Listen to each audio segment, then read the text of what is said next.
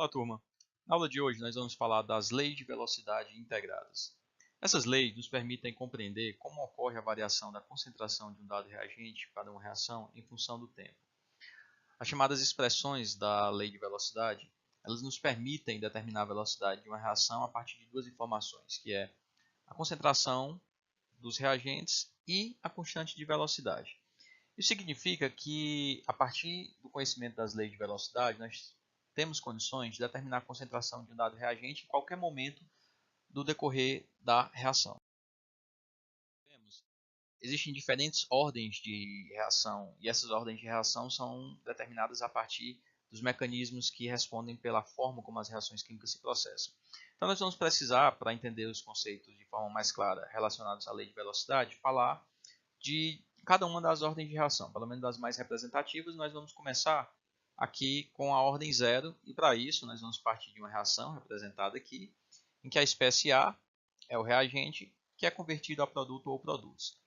Nós vamos designar a velocidade de desaparecimento de A como sendo VR, ou seja, a velocidade da reação, e a concentração de A nós vamos indicar pelo símbolo A entre colchete com esse símbolo, concentração inicial de A, e a concentração de A em um período qualquer nós vamos representar como AT. Vejam, a velocidade da reação, VR, pode ser dada como sendo a variação da concentração de A em função do tempo, ou seja, nós vamos representar como dA dt. Como A está desaparecendo, ou seja, sua concentração diminui ao longo do tempo, nós vamos utilizar um sinal negativo. E como nós sabemos, para uma reação de ordem zero, essa velocidade ela não depende da concentração dos reagentes. Ela é uma velocidade constante, portanto é igual a K. Nós podemos rearranjar essa equação e representá-la da seguinte forma. Nós temos que dA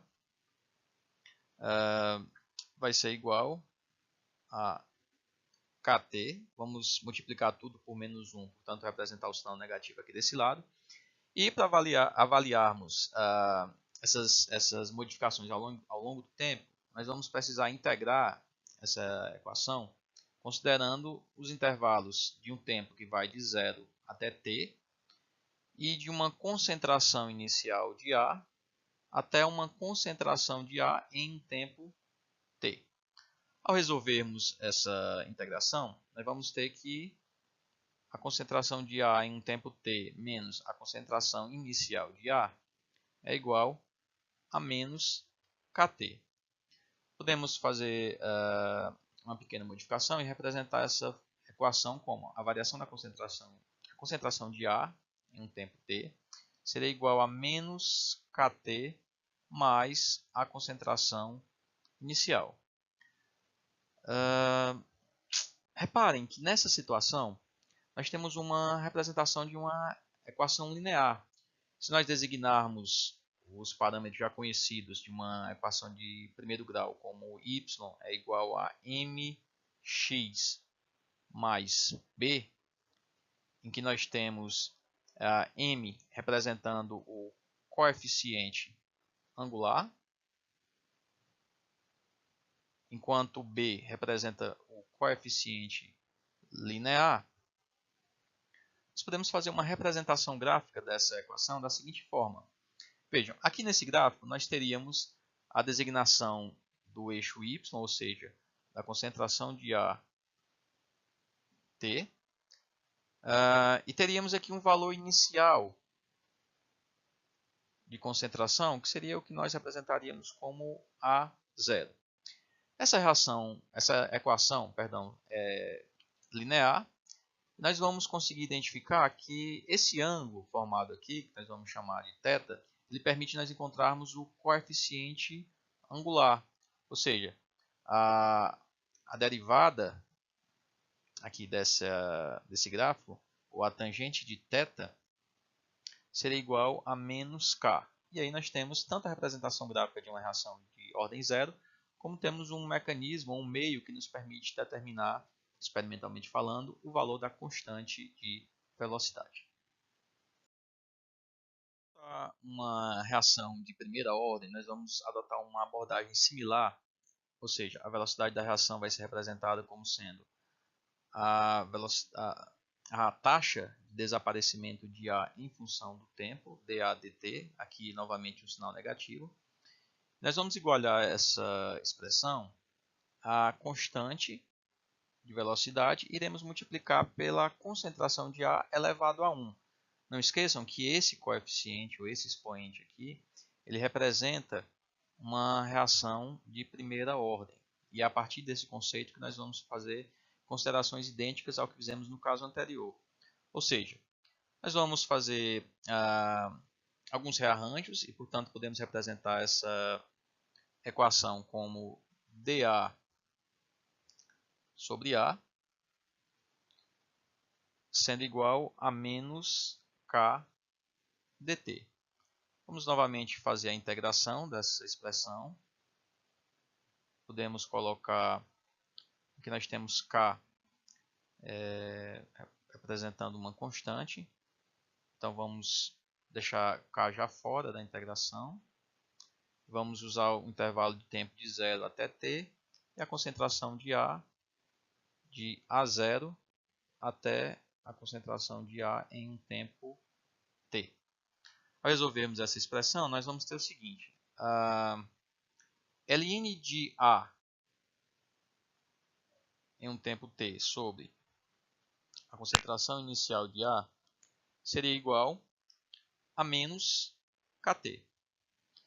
Notem que nós podemos representar essa equação de duas formas. Nós podemos pensar na sua forma linearizada, que vai ser mais útil, onde nós teríamos ln de AT sendo igual a menos Kt mais ln de A0, concentração inicial de A, ou podemos representar de uma forma mais simplificada como sendo a concentração de AT sobre a concentração de A0, concentração inicial de A, sendo igual a A elevado a menos Kt. Nessa expressão linearizada, nós vamos ter um efeito similar ao que nós observamos para a ordem zero, ou seja, nós temos aqui a y, um coeficiente angular, a variável x, e aqui o nosso coeficiente angular. Graficamente, podemos representar essa equação utilizando no eixo y aqui ln de AT, e teríamos um valor inicial para o valor do coeficiente linear, que seria exatamente representado por ln de A0.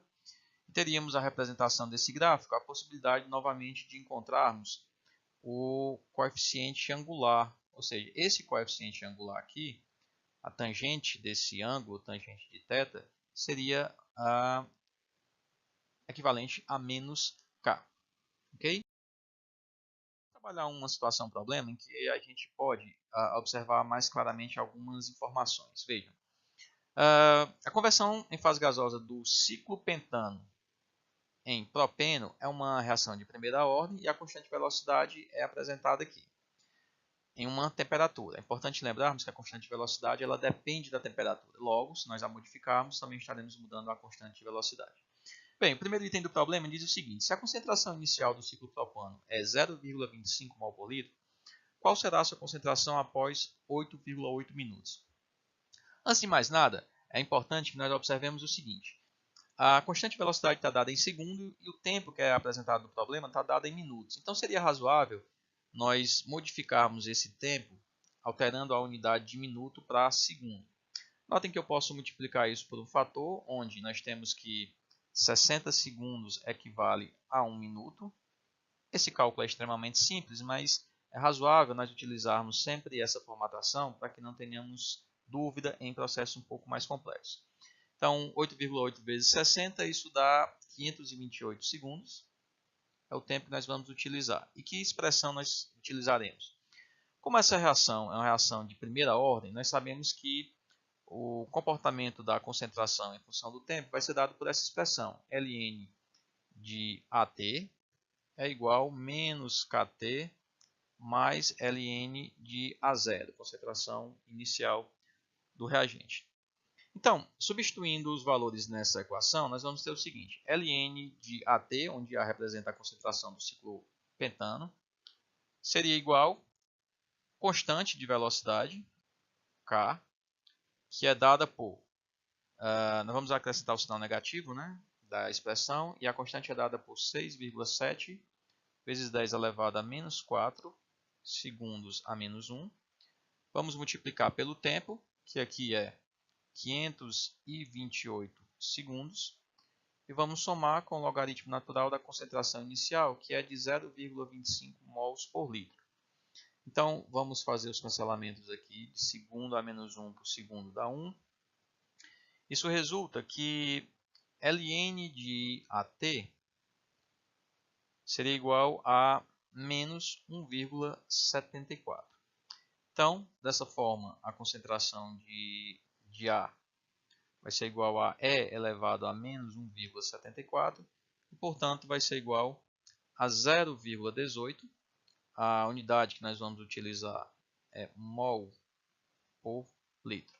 E aí nós temos o valor da concentração de A nesse tempo estipulado. Ok? A abordagem do problema seria o seguinte: qual seria o tempo necessário para que a concentração do ciclopentano diminua de 0,25 molar para 0,15 molar?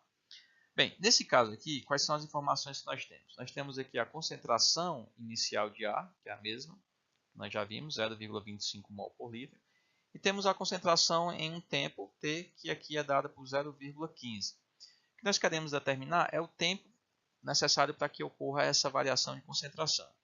Então, novamente, se nós partimos da expressão para uma equação de primeira ordem, ln de AT igual a menos Kt mais ln de A0, nós podemos rearranjar essa equação de modo que nós tenhamos o tempo dado como ln de AT menos ln de A0, nós podemos representar como ln de AT sobre A0, e dividirmos tudo isso por K, não esquecendo aqui do sinal negativo.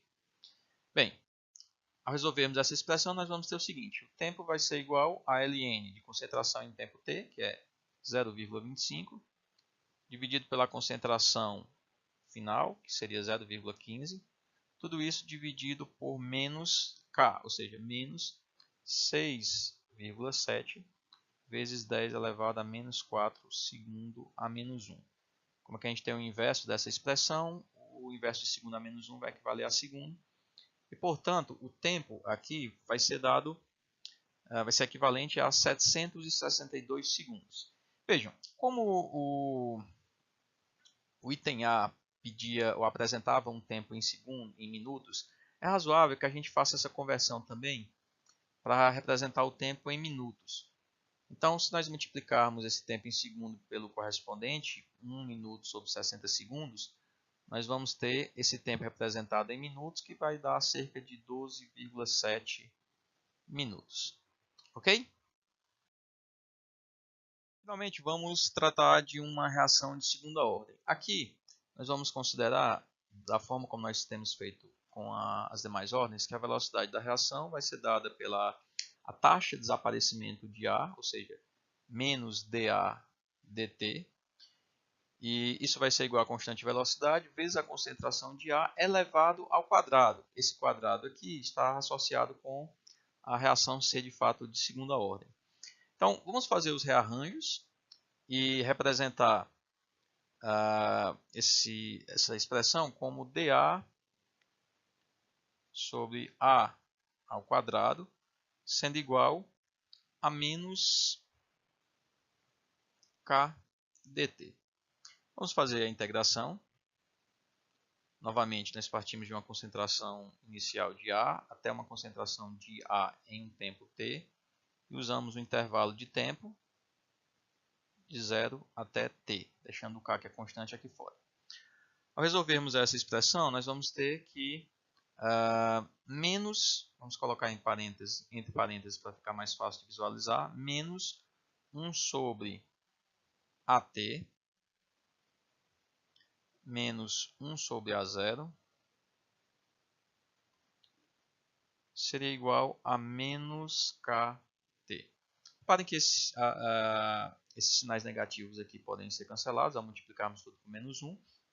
Nós vamos ficar com a seguinte expressão: 1 sobre AT é igual a KT mais 1 sobre A0.